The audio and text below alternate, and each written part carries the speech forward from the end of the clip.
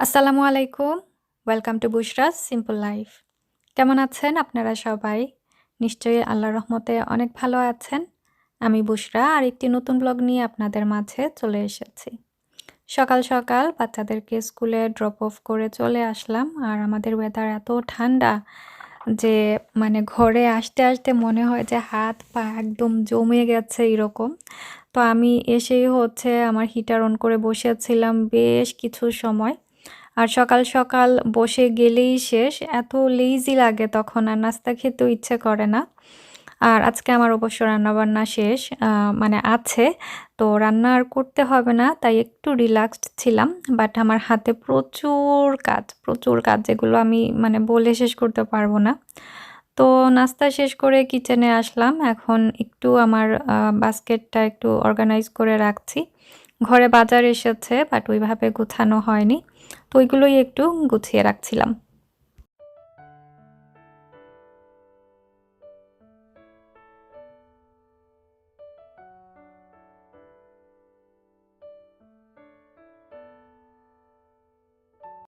দেখতে, দেখতে রমজান মাস একদম কাছে চলে আসছে। বাট রমজানকে নিয়ে আমার তেমন কোনো প্রিপারেশন এখনো স্টার্ট করিনি করা।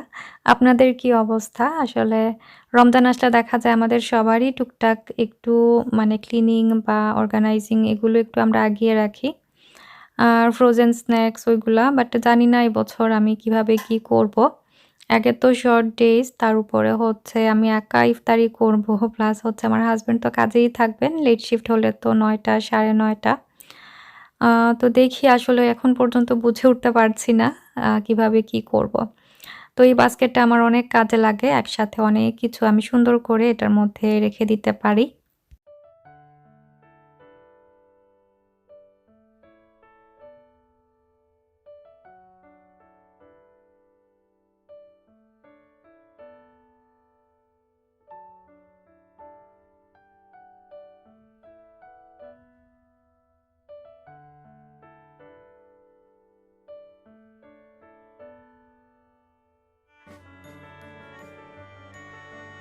প্রত্যেক দিনই ভাবি যে আজকে আর হাতের কোনো কাজ সারবো না, বসে থাকবো, রিল্যাক্স করব। বাট কাজের প্রেশার থাকলে যেটা হয় বসেও রিল্যাক্স করা যায় না। তো আমার কিছু প্রমোশনাল ভিডিওস করা বাকি ছিল। তো সেগুলোই আস্তে, আস্তে রেডি করছিলাম। আর এখানে একটা পিলার আনিয়েছি। এটা এত ভালো আর এত শার্প। আর গ্রেপস বলেন, তারপরে রসুন সবকিছু সুন্দর করে একদম পিল করে দেয়। তো খুব কাজের আসলে রমজান মাসে আমার কাছে মনে হচ্ছে এটা বেশ কাজের একটা জিনিস হবে। প্লাস আমার ইসান বাবা গ্রেপস এর স্কিন একদম রিপ করে মানে জুস বের করে তারপরে খায়। তো ওর জন্য পারফেক্ট। আর এদিকে রমজানের জন্য আমি কিছু ডিসপোজাল ডিনার সেট আনিয়েছি বলতে পারেন। সবকিছু ইনক্লুডেড।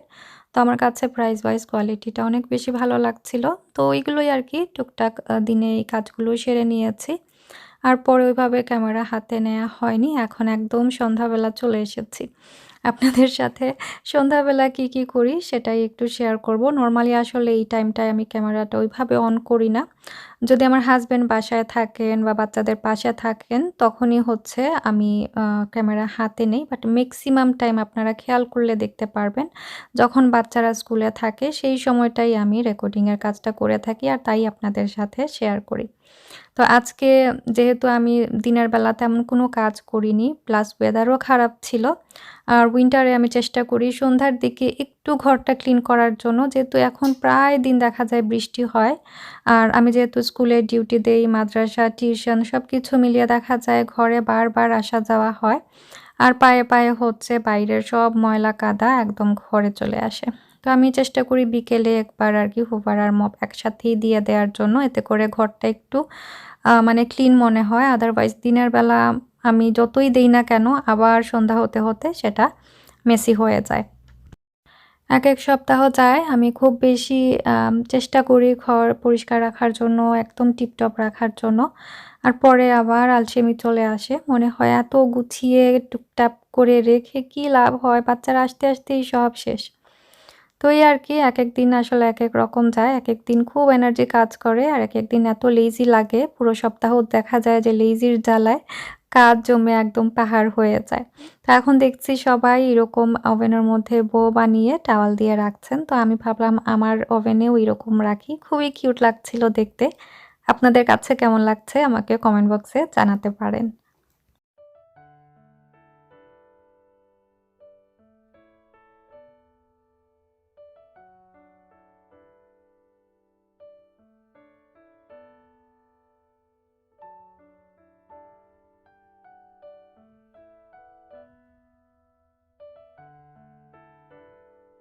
প্রায় সময় আমি চেষ্টা করি বাচ্চারা স্কুল থেকে আসার পরে ওদেরকেই সময় দেওয়ার জন্য, ওদের পাশে থাকার জন্য। বাট কোনো দিন আছে আমাকে মানে কাজ সারতেই হয়।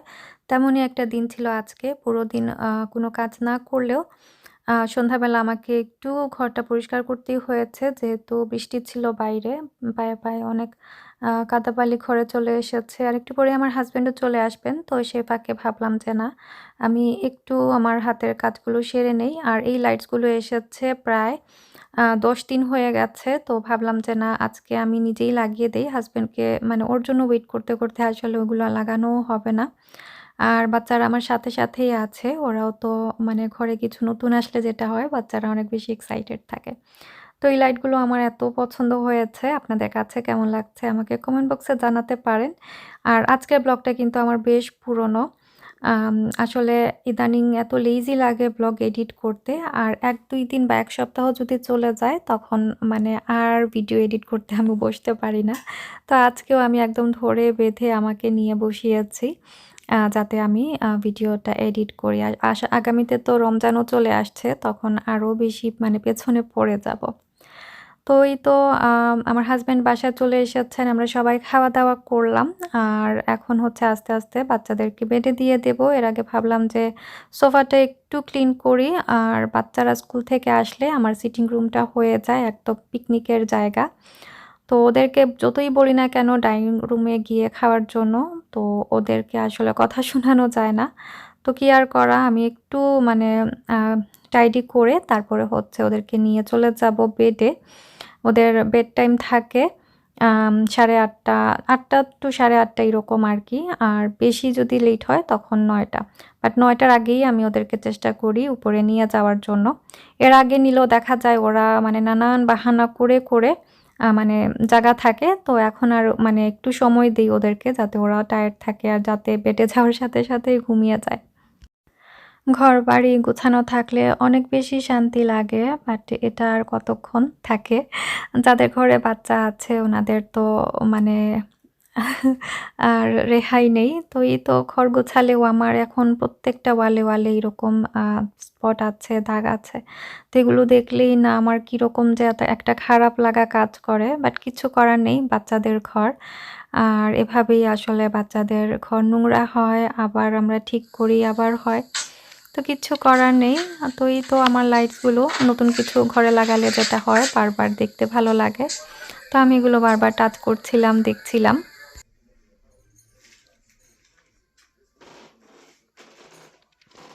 তো এই লাইটগুলো নেয়ার পেছনে কারণ হচ্ছে এগুলো ড্রিল করতে হয়নি। শুধু ম্যাগনেটের মতো আর স্টিকারের মতো এসেছে। তো খুবই ইজিলি শুধু পিল করেই লাগিয়ে দিয়েছি। খুবই ভালো লাগছিল সে কারণে।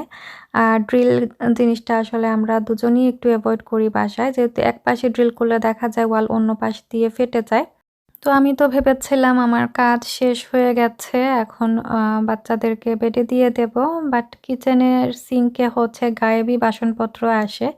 যতই আপনি বুঝেন যে আপনার বাসনপত্র ধোয়ার ডিউটি শেষ হয়ে গেছে, বাট না, ওইটা গায়েবীভাবে হচ্ছে বাসনপত্র জমে যায়। তো যাই হোক টুকটাক ছিল সেগুলো ক্লিন করে এখন বেড টাইম বাচ্চাদের। আর এই টাইমে আসলে আমার নিজেরও এত বেশি টায়ার্ড লাগে। কত কিছু প্ল্যান করি যে রাতেই হচ্ছে আমার এডিটিং এর কাজ সেরে নেব। বাট আমাকে দিয়ে তখন আর সম্ভব হয় না, গলা দিয়ে আমার কথাই বের হয় না, এতটাই টায়ার্ড হই।